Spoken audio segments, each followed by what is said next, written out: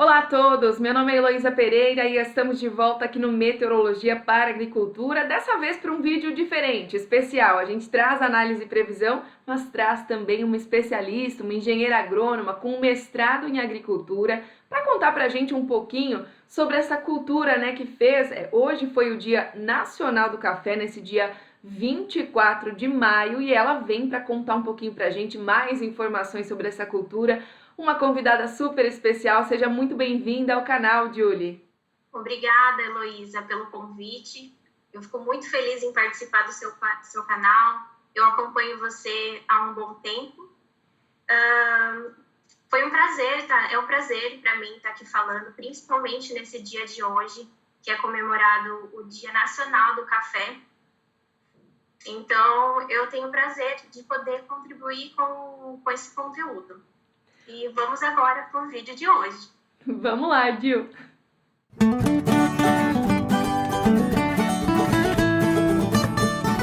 Bom, começando o nosso vídeo de hoje, já que a gente tem uma convidada super especial, vamos aproveitar essa presença ilustre de uma amiga, grande amiga de longa data, e compartilhar um pouquinho da história dela. Eu queria ouvir de você, Gil, sua história com o café, como tem sido o seu trabalho aí. Eu sei que você está concluindo o mestrado no Instituto Agronômico de Campinas. E o que você tem para contar para a gente sobre essa cultura tão amada no Brasil todo? Se eu não me engano, eu vi um dado que fala que o Brasil é o segundo maior consumidor de café do mundo, Então é uma paixão muito grande mesmo, Gil?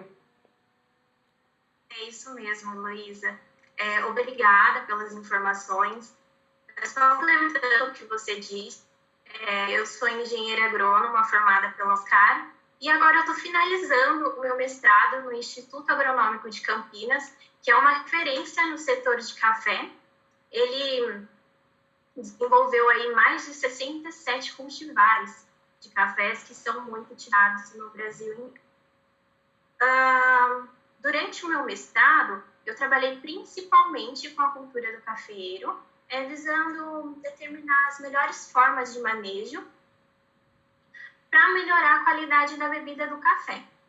A bebida do café, por sua vez, ela é influenciada por diversos fatores, entre eles a colheita, o manejo, o beneficiamento, a adubação, e entre esses fatores há o fator climático também, que é o que a gente vai abordar aqui hoje. Você falou uma coisa muito importante sobre a importância do café no Brasil.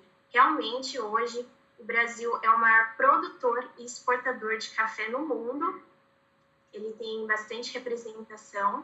Além disso, esse ano ele vai ter uma safra alta, uma safra recorde, de produção, de aproximadamente 66 milhões de sacas de café. Dentre essas sacas, aproximadamente aí 75% seria de café arábica. E apesar aí um pouquinho do atraso na colheita do café, a colheita já se iniciou em todos os estados. Minas Gerais, por exemplo, que é um dos maiores produtores do Brasil, já está aí com 10% de colheita feita, no caso, E eu gostaria de saber um pouquinho mais sobre a previsão agora e como que a gente vai poder correlacionar com a colheita do café, Luísa. Muito bom. Olha só, Gil, a gente teve o avanço de uma frente fria ao longo deste penúltimo final de semana do mês de maio. E dentre as 3 frentes frias que avançaram pelo centro-sul esse mês, Gil, essa foi a mais intensa, a mais forte, a com maior potencial para provocar chuva aí, tanto no sul do Brasil, que a gente viu mais de 100 milímetros acumulados em diversos pontos, quanto no Brasil central. É por isso que a gente vê ainda nas imagens de satélite agora deste domingão, um corredor aqui de umidade conectado desde a região sudeste até o oeste da região norte. Então, olha só, Gil, o panorama para a gente, para as áreas de café, para depois você associar aí com as atividades de colheita, ainda é de comecinho de semana, início de semana com muita nebulosidade, condição para chuva isolada. E olha só, Gil, uma coisa bem interessante, as temperaturas, depois que essa frente fria passar, vão despencar. A gente vê o sul de Minas Gerais, aí não é uma previsão que a gente fala, com certeza pode gear, mas a gente não pode descartar a possibilidade de ocorrência de geada no sul de Minas, principalmente em pontos mais altos,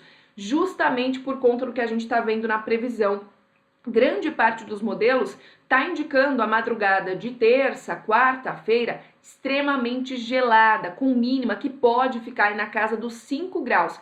E os ingredientes para a geada, né, Dio, a gente sabe que são temperatura muito baixa, até abaixo de 5 graus, ventos calmos e tempo aberto. E isso, Dio, até a quarta-feira, pelo menos, ainda deve ser um risco aí para as áreas produtoras, principalmente do sul de Minas. Então, a gente começa a semana com bastante nebulosidade de chuva, depois vem o friozão e depois que começa a melhorar. Perfeito, Luísa. Obrigada pelas informações.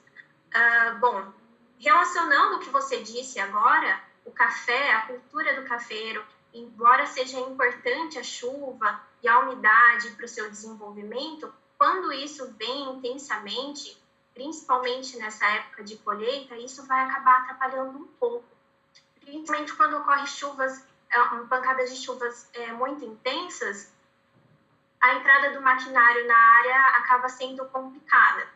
Além do que, aqueles cafés que já foram colhidos e estão em uma fase de secagem um pouco mais avançada, caso eles voltem a ficar úmidos por causa dessa chuva, por causa dessa geada, isso pode ocasionar problemas de qualidade no cafeiro. Tanto para esses cafés que já estão bem mais secos, quanto os cafés que já foram recentemente colhidos. Então, assim, o produtor sempre fica um pouco mais assustado, um pouco mais de olho aberto nessa fase de colheita, para que aquele café que está no terreiro não tome chuva e não fermente, porque nesse caso a maior umidade ela vai causar a proliferação de micro-organismos, trazendo fermentações indesejadas para o grão e infelizmente danificando e deteriorando a qualidade da bebida também. Como sabemos, o café é uma das culturas mais sensíveis à geada, então isso daí também é um motivo de preocupação, mas não, vamos dizer, não tanto quanto a chuva intensa nesse período. Elô, eu vi que você comentou bastante sobre essa frente fria que está vindo aí para o sul de Minas, mas eu gostaria que você comentasse um pouco com a gente também sobre outras áreas, outras regiões produtoras de café também, como ali a região do Paraná, do centro-sul da Bahia, do Espírito Santo. Comenta um pouquinho com a gente. Então vamos lá, a gente acabou falando aí do sul de Minas, porque a frente fria estava bem ali em cima, né, chamou muita atenção, mas para o norte do Paraná, por exemplo, Gil, a frente fria já passou, né, já teve sua atuação ali entre a sexta-feira e o sábado principalmente, e a partir de agora é uma área de alta pressão atmosférica que vai predominar, mantendo as condições de tempo bastante firme e, portanto, favoráveis à atividade de colheita.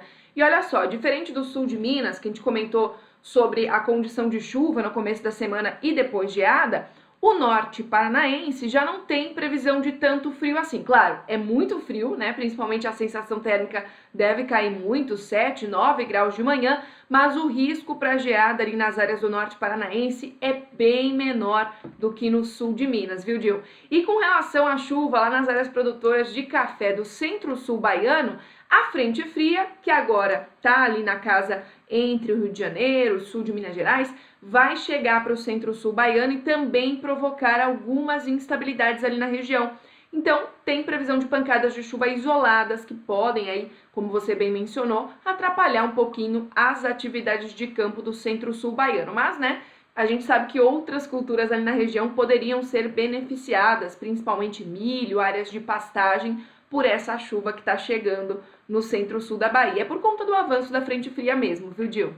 Elô, eu vi que você falou um pouquinho sobre cada área produtora aí de café do Brasil, mas eu gostaria agora que você respondesse algumas perguntas também dos internautas do YouTube, perguntando de outras regiões do Brasil. Por exemplo, aqui o José Luciano, ele comenta: bom dia, Heloísa, tô ficando com ciúmes. Você fala muito do Nordeste e pouco de Hidrolândia, Goiás. Vamos responder as perguntas juntos então, Gil. Olha só, o estado de Goiás também está sendo influenciado por essa frente fria, né, que a gente viu aí atravessando o Brasil Central e para a região de Hidrolândia, né? Vamos lá para Hidrolândia, no estado de Goiás. A gente até tem condição de algumas pancadas de chuva. Pelo modelo europeu, está dando cerca de 10 milímetros acumulados no decorrer dos próximos 5 a 10 dias. E o modelo americano está sendo um pouquinho mais otimista com relação a essa chuva. Só que a gente precisa tomar cuidado com esse modelo americano, viu, Gil? Ele tem superestimado algumas instabilidades aí do Brasil Central, mas a gente acredita que a passagem dessa frente fria, nesse comecinho de semana aí, ainda deixe cerca de 10 a 15 milímetros acumulados para a região de Hidrolândia. Depois, como é bastante comum, tipo da climatologia de outono, o tempo volta a secar. A gente tem mais perguntas aí, Gil? Temos o Guilherme Quirons, quer saber um pouquinho sobre as chuvas em Macaá. Você tem mais algumas informações sobre isso? Gabriel Freire, né? Vamos lá para Macapá. Vamos sim. A gente tem comentado muito, né, sobre a influência do corredor de umidade que se forma nessa região, né? A zona de convergência de umidade que se forma nessa região durante essa época do ano, e ela tem se deslocado cada vez mais para norte, né? A atuação da zona de convergência intertropical essa semana, ela vai se dar principalmente em áreas do extremo norte do estado do Amapá. Mas ainda tem previsão de chuva para a capital Macapá. Olha só, a gente tem uma expectativa de mais de 60 milímetros no decorrer dos próximos 10 até 10 dias aí para a região. Nos próximos 5 cai metade e depois nos outros 5 cai a outra metade. Então não é uma chuva tão forte, tão volumosa como a gente tem visto aí no estado ao longo dos últimos meses, como é comum, mas ainda assim é uma boa frequência de instabilidades associadas à convergência de ventos úmidos e quentes nessa área, viu, Gil? E com relação à temperatura, né, se por um lado, lá no centro-sul do Brasil, a temperatura está despencando, caindo muito, né, deixando até o risco de geada para algumas áreas, como a gente comentou, para a capital Macapá, é pouca oscilação na temperatura, né? A gente vê os termômetros variando de 27 a 28 graus nos próximos dias de forma persistente, sem grandes alterações aí para a previsão de temperatura dos próximos dias. Perfeito, Luísa. Eu tenho mais uma perguntinha aqui para você.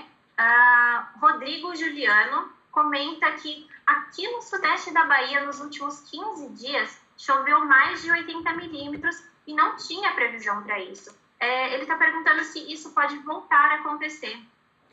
Olha só, Gil, essa frente fria que a gente vê nas imagens de satélite subindo, ela pode sim voltar a provocar algumas instabilidades no sudoeste, em todo o sul da Bahia, na verdade, mas o acumulado de chuva, a qualidade dessa chuva já não é tão intensa, tão abrangente quando a chuva chegar no centro-norte do Brasil. Então, por enquanto, grande parte aí dos modelos de previsão estão indicando que o potencial para chuva nessas áreas não passa de 20 milímetros no decorrer dos próximos 10 dias. Claro que em um ponto ou outro, né, a gente sempre comenta desse padrão aqui no canal, a chuva pode ocorrer de forma mais isolada e com maior acumulado. No entanto, para essa área, não é uma chuva generalizada que está sendo prevista, tá? Então, quando a gente está falando do sudoeste da Bahia, pega a região de Palmas do Monte Alto, pega Guanambi ali no centro-sul baiano e também algumas áreas aí do noroeste de Minas Gerais, se a gente vê, o padrão é o mesmo, desde Jaíba até a região de Mato Verde, tá bom?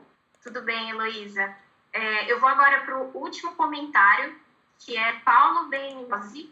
Ele agradeceu as informações passadas anteriormente e diz que finalmente choveu em Ourinho, São Paulo. Foram 43 milímetros no dia 22 e 23, mais do que março e abril juntos.